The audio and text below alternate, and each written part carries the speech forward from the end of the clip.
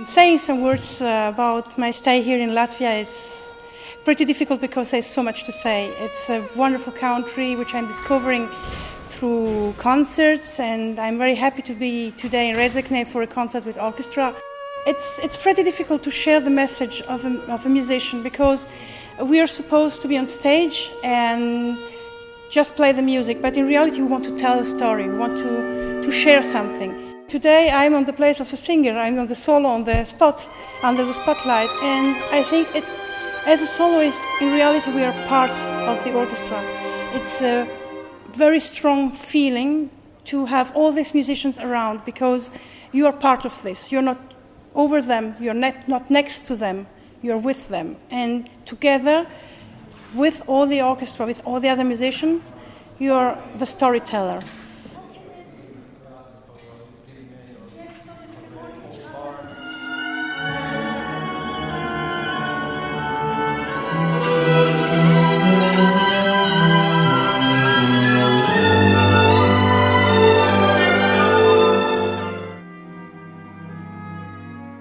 French music is kind of different than many other music of its time. It's very impressionistic, like when you watch paintings of Monet and Pissarro. It's dotted. You have a feeling which expresses a color, and it's not just a line.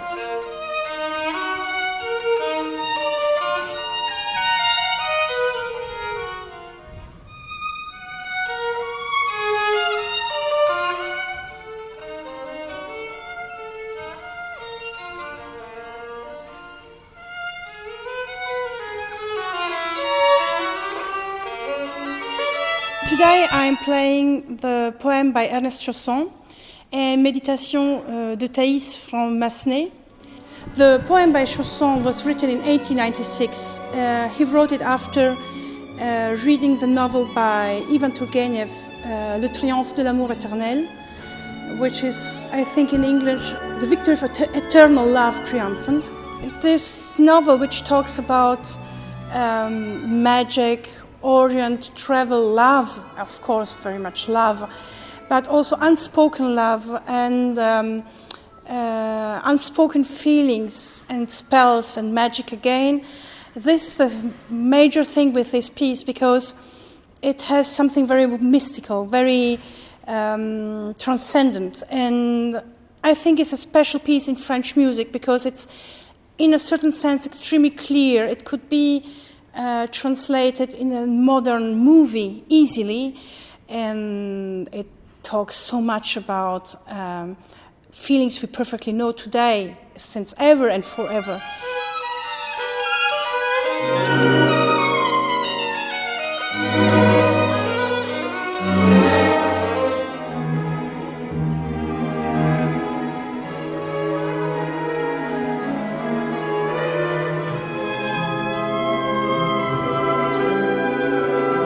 After a few years, I think you get also a stronger view and you translate things differently. And this is also a beautiful thing in classical music.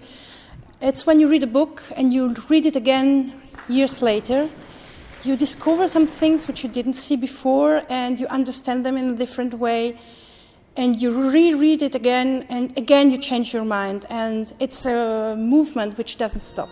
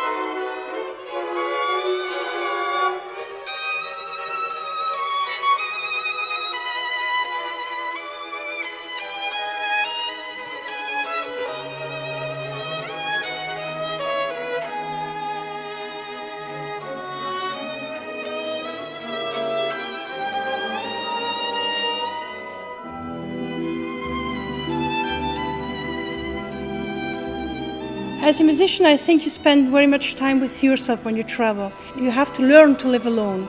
You have to learn to live with your music only. I think today traveling is easier than 20 or 30 years ago, or even 100 years ago. You can give a phone call to your friends and family and feel less lonely again. But still, the main thing is that music is the most important part of the life of a musician. And when you travel, music is the whole day and the whole night in your head and in your body. So the very important part when you travel for concerts is before. When you're on stage, it's suddenly like you can release everything, all the feelings you have prepared, everything you wanted to tell, that's the moment to tell it, that's the moment to say. And it's a big emotion because at that moment right there, you can share what you prepared for years and years of practice, and it's maybe the most magical thing in music.